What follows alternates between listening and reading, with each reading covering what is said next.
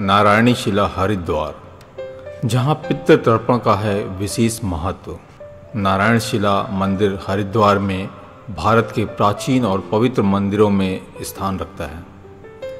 यह मंदिर देवों के देव भगवान विष्णु को समर्पित है। यह मंदिर प्रसिद्ध गणेश घाट के निकट स्थित है।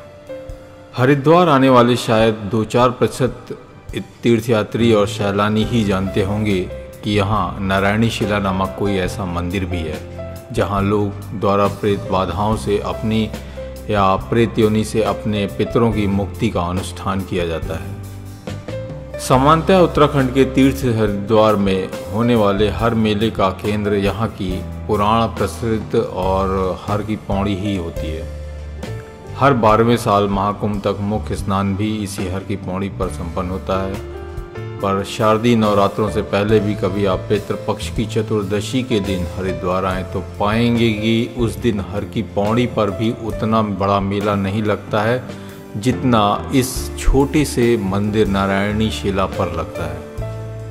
मरणोत्तर अवस्था की कुशलता के लिए मेला पूरे साल इस मंदिर में देश विदेश से सभी जातियों वर्णों के लोग आकर अनुष्ठान कराते हैं।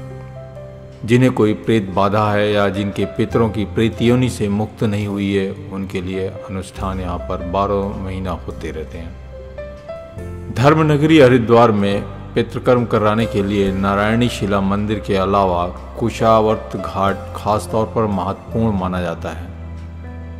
पितृकर्म कराने के लिए हरिद्वार आकर लोग पहले गंगा में स्नान कर खुद को पवित्र करते हैं। इसके बाद या तो नारायणी मंदिर या फिर कुशा घाट पर आकर श्राद्ध और गंगा जल से तर्पण कर अपने पितरों के मोक्ष की कामना करते हैं। कुशा घाट का पुराणों में भी उल्लेख मिलता है और इस स्थान के बारे में माना जाता है कि यह जगह भगवान शिव के अवतार दत्तात्रेय भगवान की तपस्थली रही है और इसी वजह से इस स्थान पर पितरों का अस्थि विसर्जन, कर्मकांड, श्राद्ध, पिंडदान और तर्पण करने से पितरों की आत्मा को शांति और मोक्ष दोनों ही प्राप्त हो जाते हैं। हरिद्वार में नारायणी नाम की एक शिला है जिसके दर्शन मात्र से ही व्यक्ति के पाप नष्ट हो जाते हैं। ऐसा स्पष्ट वर्णन केदार खंड में बद्रिकाश्रम के 115वें अध्याय में आता है, जो कि नारद पुराण का एक बृहद हिस्सा है। 10वां मंत्र कहता है, यस्तत्र कुरुते श्राद्धम श्रद्धा भक्ति समन्वितः शतम मातरंचापि पितृवंचापि शतम तथा स्वयं तारिता पितरस्तेन सत्यम न संशय। हरिद्वारे पश्चिमी दिग्भागे शिला परम पावनी नामना नारायणी ख्याता सर्व पाप प्रणाशिनी। यहाँ जो व्यक्ति अपने पितरों के निमित्त श्राद्ध करता है वह अपने 100 पितृकुल यानी के पिता बाबा आदि और 100 मातृकुल यानी के नाना नानी आदि का स्वयं का मोक्ष कर लेता है। इसमें कोई संशय नहीं। अब ये प्रश्न है कि ये नारायणी शिला स्थापित कैसे हुई। वायु पुराण में इसका भी वर्णन आता है। नारद जी की प्रेरणा से सतयुग में गयासुर नाम के राक्षस ने मोक्ष की कामना से भगवान से बैर किया। बद्रिकाश्रम में जाके भगवान से बैर करने गया तो भगवान ने उसको दर्शन नहीं दिए, तो भगवान का कमल स्वरूप श्री विग्रह वहां से हरण करके चल दिया। जब भगवान ने उसको रोका और गदा युद्ध हुआ भगवान से, तो भगवान की गदा युद्ध में ही गदा के प्रहार से 3 खंड में भगवान का श्री विग्रह विभाजित हुआ। प्रथम खंड बद्रीनाथ में ब्रह्म कपाली, जहाँ किसी भी पितृ का अंतिम पिंड होता है और उसके बाद पितृ विष्णु स्वरूप हो जाते हैं। जहाँ भगवान शिव के हाथ से ब्रह्मा जी का 5वां सिर अलग हुआ, वो स्थान ब्रह्म कपाली। कंठ से लेकर नाभि तक का हिस्सा हृदय स्थान भगवान का, जिसमें भगवान की शक्ति नारायणी वास करती है, हरिद्वार में आकाश मार्ग से स्थापित हुआ। और जिस स्थान पर गयासुर भगवान के चरणों के नीचे दब के गिरा, वो स्थान उसके नाम पर गया कहलाता है। भगवान ने उसको आशीर्वाद दिया था, चूंकि तूने ये सारा कार्य अपनी मुक्ति या मोक्ष के लिए किया, इसलिए मैं सभी देवी देवताओं, तीर्थों और नदियों सहित स्वयं यहाँ वास करूंगा, और जो कोई अपने पितरों के निमित्त तीनों में से किसी एक स्थान पर भी श्राद्ध करेगा, मैं उसके पितरों को मोक्ष प्रदान करूंगा। इस कारण से पितृ तीर्थ में जाके अपने पितरों के मोक्ष की कामना करने लगे लोग। कोई पितृ ऐसा भी है जो अधोगति है, पशु बन गया, पक्षी बन गया या पेड़ बन गया, प्रेत योनि में भटक रहा है, उसको न तो गया में फल मिलता है न बद्रिकाश्रम में फल मिलता है। उसके लिए पहले नारायणी शिला में नारायण बलि आदि करने का विधान है, ताकि वो पितरों में चला जाए, तब जाके उसको गया का पुण्य फल मिलता है, तब जाके उसको बद्रिकाश्रम में विष्णु स्वरूप होने का पुण्य प्राप्त होता है। ये वो स्थान है जहाँ आप अपने किसी भी जीवन की कमी के लिए पितरों के प्रति अपनी जो भी मन की आशा है वो व्यक्त करते हैं, तो नारायण अपने हृदय में सुनते हैं। जो आप कहते हैं भगवान को अपने कर्ण में सुनाई देता है, हृदय में सुनाई देता है। इस वजह से आपके मन की कामना तो पूर्ण होती है, पुत्र पौत्र आदि तो प्राप्त होते ही हैं, धन वैभव स्वास्थ्य ये भी नारायण की कृपा से, क्योंकि नारायण की शक्ति है नारायणी, वो भी आपको प्रदान करती है। महाराज जी, कोई व्यक्ति किस तरीके से पहचान सकता है कि उसके ऊपर पितृदोष लगा हुआ है? सबसे सुंदर तरीका तो अपने नज़दीक के अपने परिवार के कुल पुरोहित से पूछें। आप उनकी आपकी कुंडली या जन्मांक में देख कर बता सकते हैं।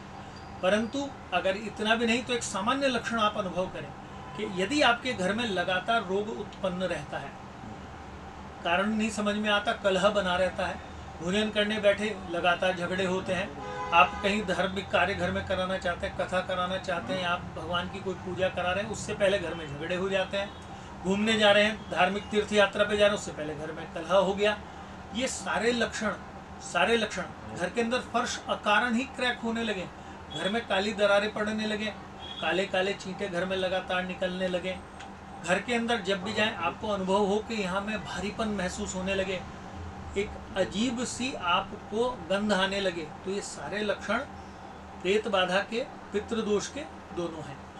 इन लक्षणों को आप अपने ऊपर अगर पाते हैं तो आप पितृदोष की पूजा अवश्य कराएं। नारायण शिला मंदिर में पितरों के आशीर्वाद से आपके मन की इच्छाएं पूर्ण होंगी। जी, लोग वैसे तो पितृदोष के लिए भी आता है, तो कोई जो यहाँ पे नहीं आ पाता है पितृदोष के पिंडदान करने के लिए, तो कहाँ रह के भी पितृदोष की पूजा करवा सकता है, खासकर यहाँ पे? देखिए, 3 स्थान तो पितृ तीर्थ हैं, गया, हरिद्वार में नारायणशिला और बद्रिकाश्रम। इसके अतिरिक्त जिन लोगों को ये सुलभ ना हो तो अपने नज़दीक जो भी पवित्र नदी हो वहाँ पर भी करा सकते हैं। पितरों के निमित्त कराने में लाभ ये है कि 3 स्थानों पर कराएंगे तो यहाँ आपका जो पुण्य फल है वो कई हजार गुना बढ़ जाता है। पवित्र नदियों पर भी उसका बहुत उत्तम फल मिलता है, वहाँ पर कराएं। नहीं तो जिन लोगों के घर में गौशाला है, गौशाला में कराने से भी श्राद्ध स्वीकार होता है, पितृ प्रसन्न होते हैं। सामान्यतः पितृदोष की पूजा तो नहीं, पर श्राद्ध अपने घर में करा सकते हैं। पितृदोष का पूजन घर में नहीं कराना चाहिए, तो पवित्र स्थान पर कराना चाहिए, उससे लाभ मिलता है। जी, बहुत से लोगों के मन में ये ज़्यादा प्रश्न रहता है कि श्राद्ध कब करें, कौन से दिन करें, या उन्हें दिन नहीं पता होता उस दिन श्राद्ध करें या ना करें, तो वो लोग फिर जो है लास्ट में श्राद्ध करते हैं। इसका बड़ा सुंदर आपने बात पूछी।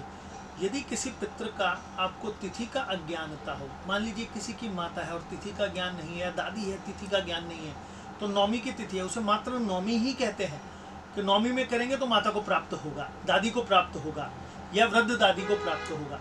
और कोई मान लीजिए ऐसा है जो अपमृत्यु को प्राप्त हुआ, बह गया था पानी में, पता नहीं लगा, एक्सीडेंट में डेथ हुआ और तिथि का ज्ञान नहीं है, उसका चतुर्दशी में श्राद्ध करें। मान लीजिए परिवार में कोई सन्यासी रहा जो शरीर छोड़ के चला गया, घर छोड़ के, और शरीर भी छोड़ दिया नहीं छोड़ दिया मालूम नहीं, उनका श्राद्ध द्वादशी को करें। सन्यासी को श्राद्ध द्वादशी में करने का विधान है।